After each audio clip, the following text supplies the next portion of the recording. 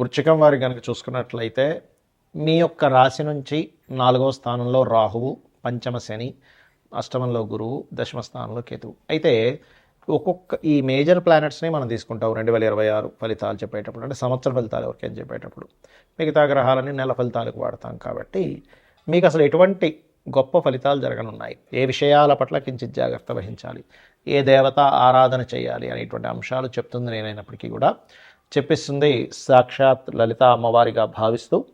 ప్రధానంగా ఇక్కడ సహజంగానే వృశ్చికం వారికి ఏంటంటే పట్టుదల ఎక్కువగా ఉంటుంది, అలు పెరగకుండా పనిచేసేటువంటి లక్షణాలు అధికంగా ఉంటాయి. అయితే ఈ ధనభావం మీద గురువు యొక్క దృష్టి ప్రస్తుతం పాపగ్రహ సంబంధంగా ఉన్నందుకు ఇంప్రూవ్మెంట్స్ ఇస్తూ స్ట్రెస్ కూడా జరుగుతూ ఉంటుంది. అయితే ఇక్కడ కొంచెం స్నేహితుల మూలంగా కొన్ని నిర్ణయాలు తీసుకోవడానికి ఎక్కువ స్ట్రెస్ అవుతూ ఉంటారు 3వ అధిపతి 5లో ఉన్నందుకు. కొన్ని విషయాలు ఆలస్యం చేయడం వల్ల కూడా నష్టపోతారు.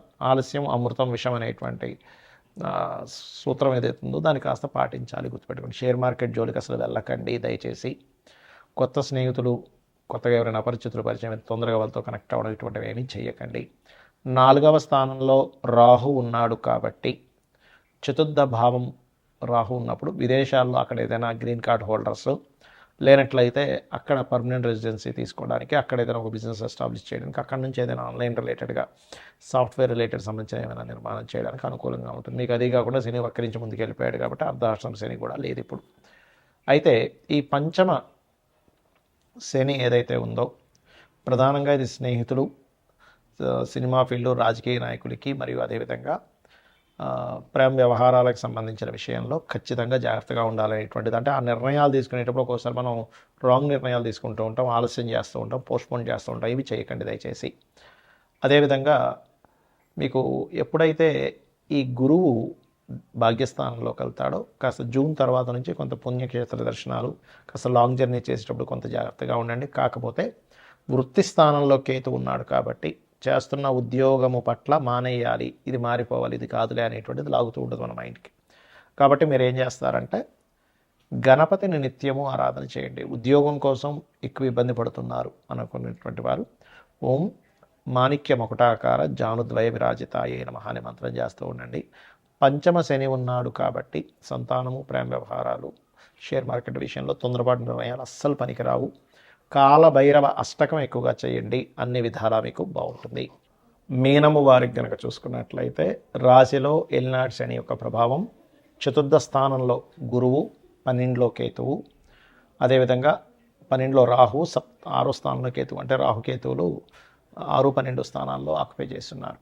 ఈ యొక్క గ్రహస్థితిని అనుసరించి మీకు అసలు ఎటువంటి ఫలితాలు జరగనున్నాయి మీనం వారికి, మీరు ఏ విషయాల పట్ల జాగ్రత్త వహించాలి, ఏ దేవత ఆరాధన చేసుకోవాలనేటువంటి అంశాలు చెప్తుంది నేనైనప్పటికీ కూడా చెప్పిస్తుంది సాక్షాత్ లలిత అమ్మవారిగా భావిస్తూ.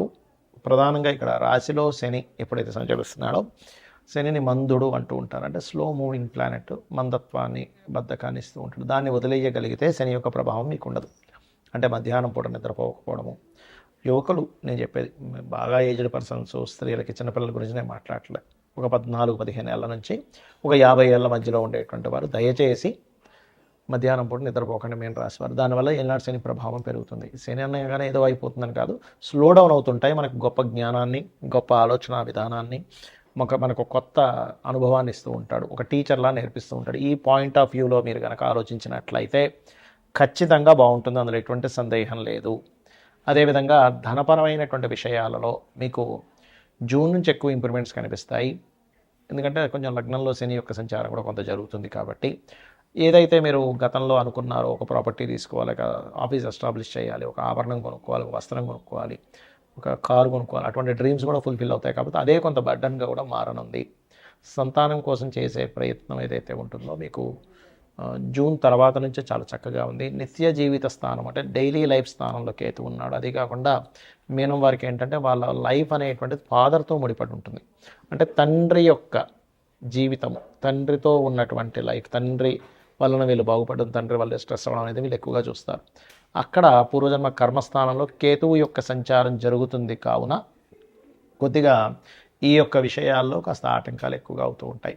అదేవిధంగా మరొక విషయం ఏంటంటే ఇక్కడ గమనించినట్లయితే ఈ సప్తమ స్థానంలో ఎప్పుడైతే ఈ యొక్క సప్తమాధిపతి సప్తమ స్థానాన్ని వ్యయభావంలో కేతు ఉన్నాడో కొంచెం డైలీ లైఫ్లో మీకు ఆటంకాలు కలగకుండా ఉండాలి అంటే నిత్యము కూడా గణపతిని ఆరాధించడము, శని కేతు రాహు గురు గ్రహాల దగ్గర దీపారాధన చేస్తూ ఉండండి. మీరు నిత్యము చేయవలసింది కూడా రాజరాజేశ్వరి అమ్మవారి ఆరాధన చేయండి. మొదటి 6 నెలలు కాస్త ఉద్యోగ అవకాశాలు కూడా బ్రహ్మాండంగా వస్తాయి.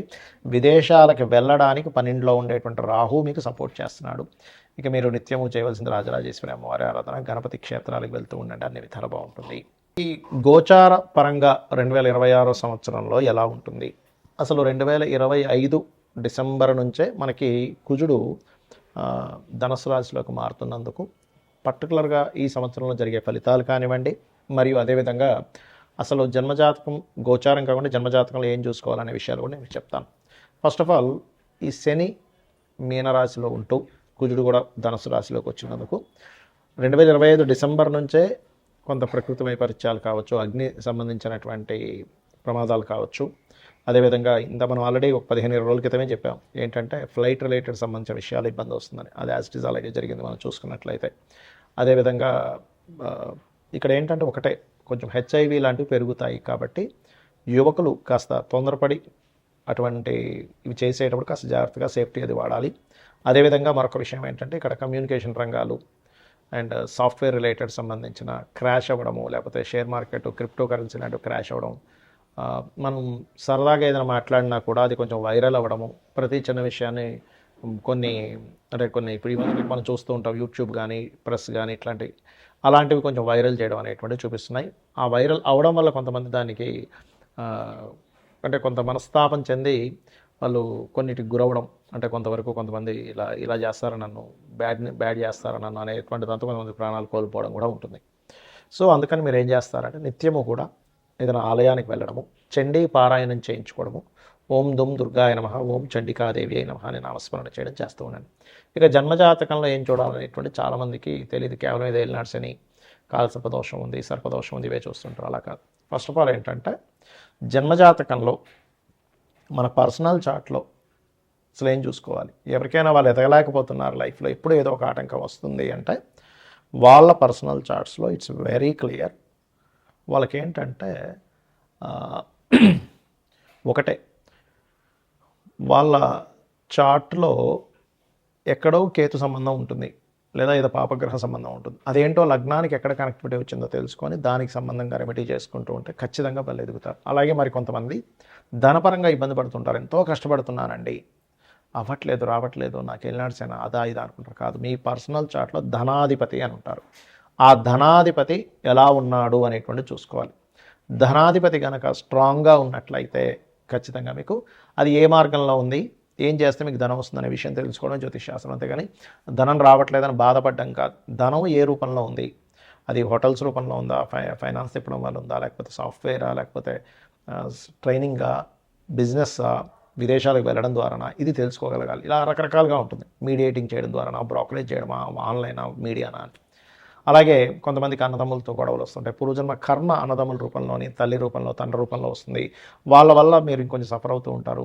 అలాంటప్పుడు వాళ్ళతో వీలైనంత మట్టుకు ఎక్కువ గొడవల్లోకి వెళ్ళకపోతే ఆ కర్మ అనేటువంటిది పెరగదు, గుర్తుపెట్టుకోండి. అదేవిధంగా మీరు ఏ ఫేసింగ్ ఇంట్లో ఉంటే మీకు కలిసి వస్తుంది, ఏ సంవత్సరంలో మీరు ఇల్లు కొనుక్కుంటే బాగుంటుంది, ఏ సంవత్సరంలో మీరు వివాహం చేసుకుంటే బాగుంటుంది, ఏ సంవత్సరంలో మీరు ఇన్వెస్ట్మెంట్స్ చేస్తే బాగుంటుంది, ప్రతి దానికి కూడా positive trigger and negative trigger అని ఉంటుంది. అంటే పాజిటివ్ ట్రిగర్ పడ్డప్పుడేమో మీరు చేసే ఇన్వెస్ట్మెంట్స్, మీరు తీసుకునే డెసిషన్స్ చాలా బాగుంటాయి, గుర్తుపెట్టుకోండి. అంటే చాలా బాగా కలిసి వస్తుంది. నెగిటివ్ ట్రిగర్ అయ్యేటప్పుడు మీరు చేసే ఇన్వెస్ట్మెంట్స్ కానీ, ఆలోచన కానీ, ప్లానింగ్ కానీ అవన్నీ కూడా తిప్పి కొడతాయి. అరే వేస్ట్ అయిపోయింది అంటూ ఉంటాం, డెడ్ ఇన్వెస్ట్మెంట్ అయిపోయింది, డబ్బులు కట్టే అంటూ ఉంటాం. అటువంటివి జరుగుతూ ఉంటాయి, గుర్తుపెట్టుకోండి. అలాగే మరొక విషయం ఏంటంటే ఇక్కడ గమనించినట్లయితే, సరే జాతకం తెలీదు, మీరు ఒకటే గుర్తుపెట్టుకోండి, జన్మజాతకం తెలియదు, ఏమీ తెలియదు అనుకునేవారు రోజు నిత్యము లలితా సహస్రనామాల యొక్క శ్రవణము లేదా పఠనం ఉదయం సాయంత్రం చేయండి. ఖచ్చితంగా మీకు బాగుంటుంది. శ్రీమాత్రే నమః.